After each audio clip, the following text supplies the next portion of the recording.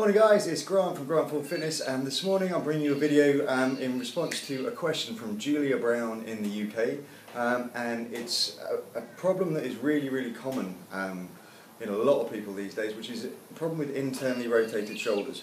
Now if you have good posture, again your shoulder sits as it should, you have good thoracic extension and your arms are back in this position. When your shoulders are in their joint correctly, if you look at yourself from the front, you'll see the index finger and the thumb of your hands.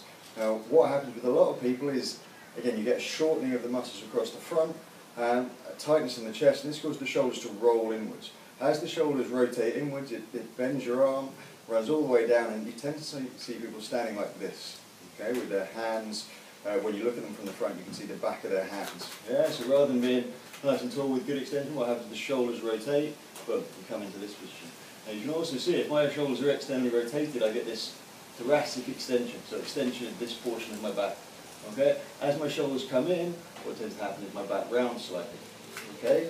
Now this can happen for many reasons. One of them being we spend a lot of time at desks, computers. It's kind of really common with people who use a computer a lot because you spend 12 hours a day, 8 to 12 hours a day, sat like this, using your mouse arm, spending your time in your car. Also happens with people who come to the gym and they do more work pressing than they do pulling.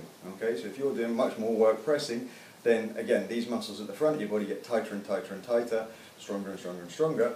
If you don't equalise it up, then again you just pull yourself out of balance. Now the problem with internally rotated shoulders is when you start to go to pull-ups or overhead movements, your shoulder has difficulty getting to this good, stable position here.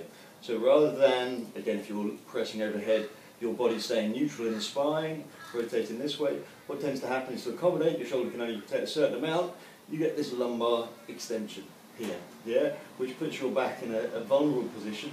It elongates the muscles in your core, your abs, so you lose the core support. Again, you're much more likely to injure yourself. So if you're doing things like overhead presses, snatches, even to some extent when you're doing pull-ups, again, if your shoulders don't rotate properly, you put yourself at a much greater risk of injury. Okay?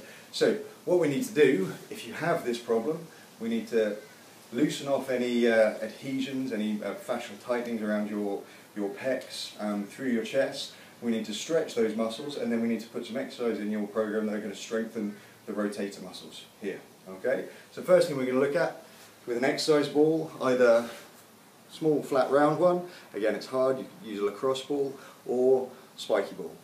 Okay, and all you're going to do, you're going to find just underneath where the shoulder joins the chest, you're going to place the ball in that position. Okay, you're then going to turn your arm out away from you, which stretches this muscle, and you lie down on the floor on the ball, and all you're going to do, find a tight bit and sit on it. Yeah, find a bit that is a little bit painful when you sit on it, and you're going to sit on it until it starts to release. You can work your way all through your chest, just rolling. Okay, you can do the same thing standing up, leaning against the wall. I find you get a better pressure if you're lying down. Again, spend a good couple of minutes working through the tissue on both sides here. Yeah. The other area that will be tight if you have internally rotated shoulders will be your upper traps. Yeah. So again, what you can do, you can put the ball here, you can lie down on the floor, and again, work through the muscles just at the base of your neck, leading into your shoulder. Same thing. Finding bits that are a little bit tight, sitting in there, a couple of minutes on each side. Okay? So, that's going to break down any adhesions, any scar tissue, any fascial tightening, so your muscle will then be able to stretch. What I then like to do, again, there's different ways you can do it. The way I like to stretch out through the chest is to use your foam roller. Okay? So all you're going to do is you're going to put your foam roller down, you're then going to lie down along the length of the foam roller, so your bum's at one end, your head's at the other. You're going to flatten your spine down. So again, you're going to tuck your pelvis under, make sure your back is flat against the roller, arms come out to the side, bend 90 degrees, and then all you do, bring your arms up and down, keeping your hands and your elbows as close to the ground as you can, all the way. Get a full range of motion, move around till you feel it's tight, and then come up.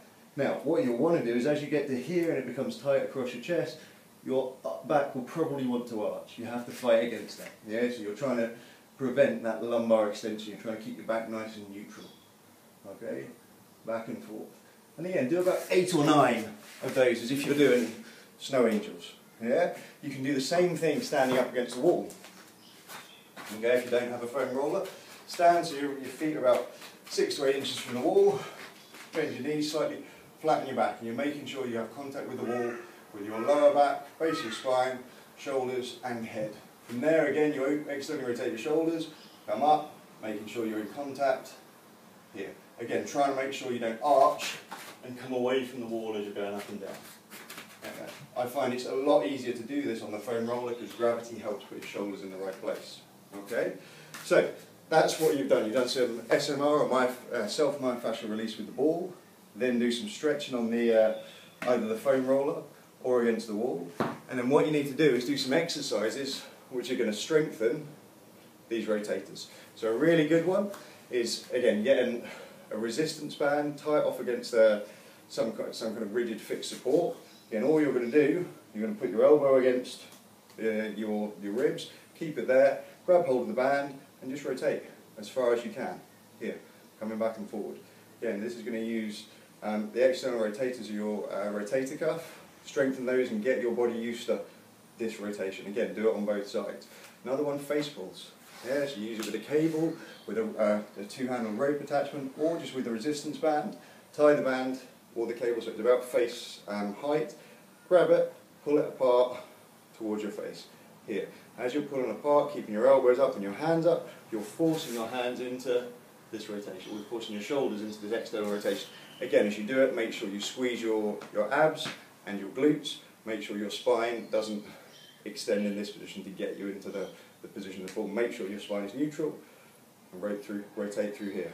And that's what I would do. Then make sure that when you are doing any exercise program, you have, if you've had this problem, I'd say put 2 pull movements for every push movement in your program. Okay? And that's it, Julia. Hope that helps. I'll see you guys next time.